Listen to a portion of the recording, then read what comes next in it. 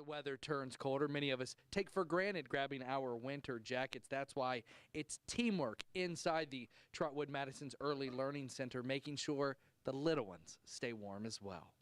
It is so wonderful. Police, firefighters, This event is amazing.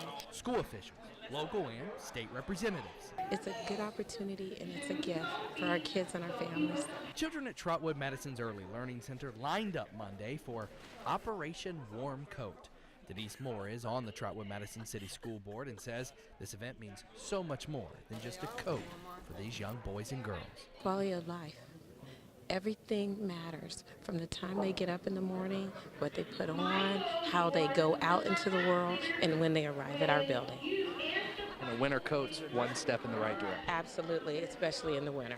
State Representative Jeff Riesebach represents Trotwood and says after a grueling political season, this is what teamwork is all about. This is not only a positive thing of what government can do, this is also when we go across party lines with the mayor, the governor's office, my office at the state level, all working together with the school board. This is what we should be doing. In all, about 350 coats were given out completely free of charge to the students. A simple gesture that shows the future those around them care. In Trotwood, Adam Marshall, News Center 7. I talked with Greene County Park Rangers. They're calling this a big problem, and they're making changes to keep people safe. This video from YouTube shows young people at Clifton Gorge. What they're doing is called cliff jumping. It's popular. It's also against park rules. People are doing this at an alarming rate right now. Facebook has really spurred a lot of this.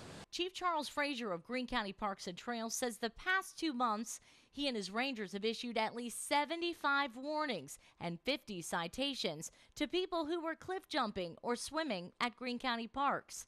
Many of the offenders are found here at Indian Mound Reserve near Cedarville. But this is an area that's dangerous, and we're trying to protect the public and keep them off the falls. And jumping into the water that's maybe 6 to 8 foot deep, and you never know what's at the bottom of it, is a very dangerous act. There are signs posted here warning park goers not to swim or jump off the cliffs. We found a beach towel here, proof they're doing it anyway. Right now, those who are caught could get a ticket for a misdemeanor, a court date, and a fine of about $200. But new signs are going up. And when you see them, the punishment increases. We're going to make this a restricted area just to protect the public. So that would be a criminal trespassing charge, which you could be in the $400 to $500 fine range. So jumping may seem like fun, but it's dangerous. And if you do it at a Greene County park, it could land you in a whole lot of trouble. This is about the 12th year that our church has served as a relay center. For the next 7 days, several churches around the Miami Valley will be packing and collecting these shoebox gifts for Operation Christmas Child. Rich McKinley is the executive pastor at Miamisburg Christian Church and says members of his congregation look forward to this each year.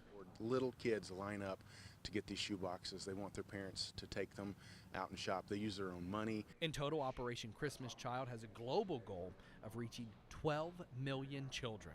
We will process somewhere between 4,000 and 5,000 shoeboxes here. And the Miami Valley is doing its part. We will see out of this particular area hundreds of thousands of shoeboxes. Operation Christmas Child also knows many people want to know where their donation is going. So all you have to do is fill out a little form. You will get a tracking label and you can see exactly where your box is going anywhere in the world.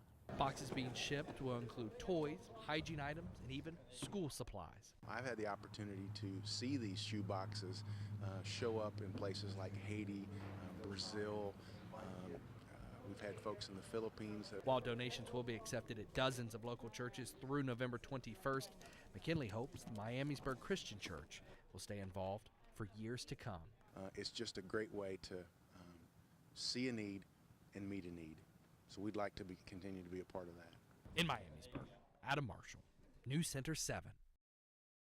A 23-year-old woman full of promise. It's a little tough. Shot and killed by her husband. Thursday was the 20th, which was actually 16 years to the day that I lost my mom. So it's kind of a rough day. The couple's kids are grown now. One just graduated high school, the other college. It's not all bad. I mean, you go through the bad things, but you end up doing good, you know? I mean, sorry. And as a family, they've decided it's time to honor her with the Nina McDaniel Memorial Foundation. To do something, hopefully to prevent anybody else from going through what she did. They came to our door and said, we want to do something. Tonight, a benefit concert in her honor. All of the proceeds going to the Artemis Center to keep the services and programming they provide free to the people they help. The problem is most people don't really know what to look for, what to be aware of. For domestic violence, it's pretty rampant. It's worse than I ever thought. Nina's daughter learned at a young age and is now sharing what she knows with women like her mom by volunteering at the Artemis Center. I know that if I can help somebody, just one person, then that's one person that doesn't have to go through the things that like I had to go through.